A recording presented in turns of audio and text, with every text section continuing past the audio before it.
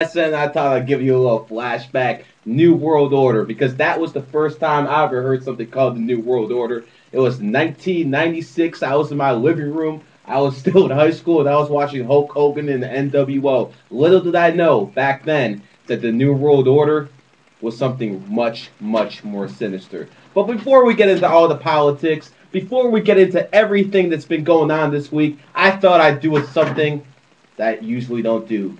Be a team player here at DSN and talk a little bit about sports because I know 15 hours of sports isn't enough for all you guys out there. You need more. So what I thought I'd do today is one talk about the Mo Williams trade, and it was were the LA Clippers management smoking crack when they made that trade because I'm not sure exactly what was going on. And the second thing I want to talk about is what I saw on ESPN today.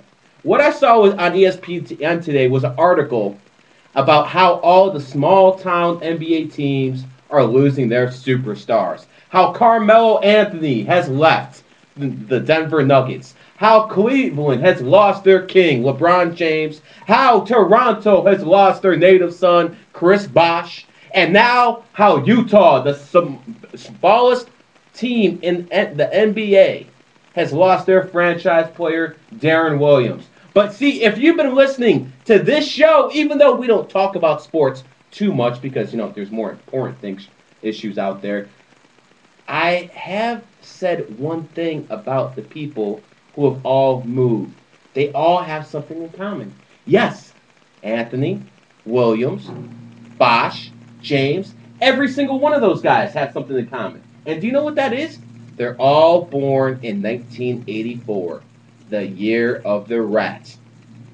Think about it, folks. Bosch is born in 1984. Carmelo is born in 1984. LeBron's born in 1984. Darren Williams is born in 1984. And rats are always on the go because, see, I'm not dissing anyone born in the year of the rat. You got people born in the year of the rat are very intelligent. They have a lot to offer society, but they're just not loyal. And when it comes down to it, you always got to trust a rat to be a rat. That's why I told Dan Gilbert on the flagship station in 2009 that LeBron was out of here. He didn't agree with me, but guess who was right?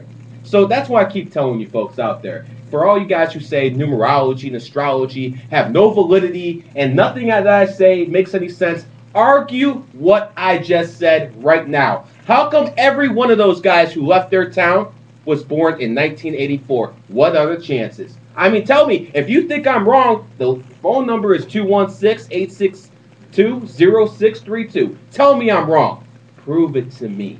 But see, you can't, because most of you people out there are cowards. You'll tell everyone on a chat room, oh, this guy's nuts, but you don't have the backbone to call in and prove it. Anyways, let's go to a star. Let's go to the chat room right now because I'm going to bring a star in Ohio, and his name is Dick from Dayton. Dick, are you with us on the DSN? How you doing, pal? Hey, man, still just trying to make it, brother. Thank you, man. I appreciate that.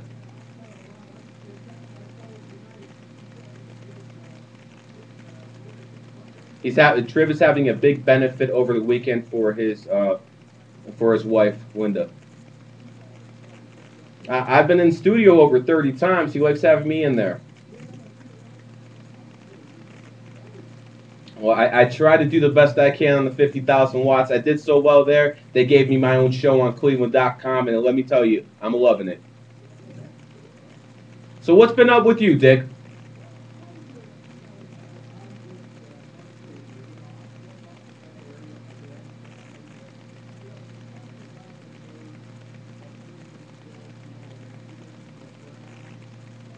Yep.